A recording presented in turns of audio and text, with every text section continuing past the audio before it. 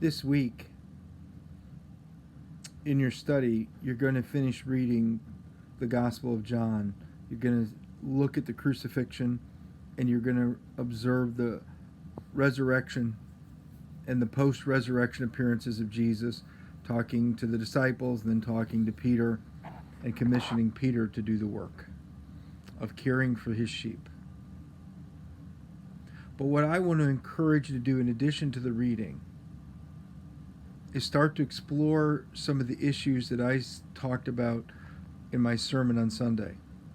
The issues of a relationship with God and with Jesus. What will that look like? How do we begin to understand and accept the connection that God desires to have with us? As I said, sometimes we feel like we're not worthy of that it's beyond our ability to attain, at least for us personally. And as I said, it's not beyond us, it's not impossible for us to do it, but we have to begin to practice some things that help us to become aware of how God is connecting with us. There are different practices, some basic spiritual practices that can help us with that. The first one I want to suggest to you is prayer. To simply ask God to help you to see Him, to know Him, to recognize Him in your life. Prayer is nothing that should be very complicated. It is simply a conversation. It is your openness to share with Him what's on your heart, what's your desire, what are the things that you seek from Him. And we're not talking necessarily about physical things, so certainly you can ask. But here I'm thinking of asking about spiritual things. Ask God to reveal Himself.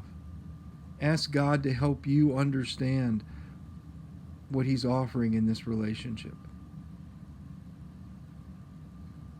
Take the time to open yourself up to talk to Him.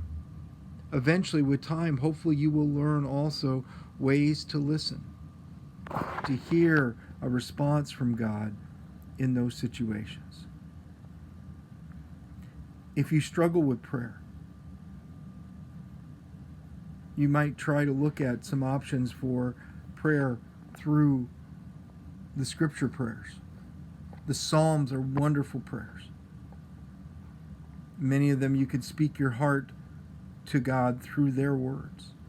In the book of Ephesians, at the end of the first chapter, and in the beginning, and at the end of the third chapter, particularly verses 14 through 19, are prayers that you could pray to God and ask Him to work in your life in the way that Paul is appealing to us. And then there is always the Lord's Prayer. Our Father who art in heaven. Pray that, not just on Sundays, but throughout the week. And ask God to make those a realities. Your will be done on earth as is in heaven. Ask God to reveal His will to you for you.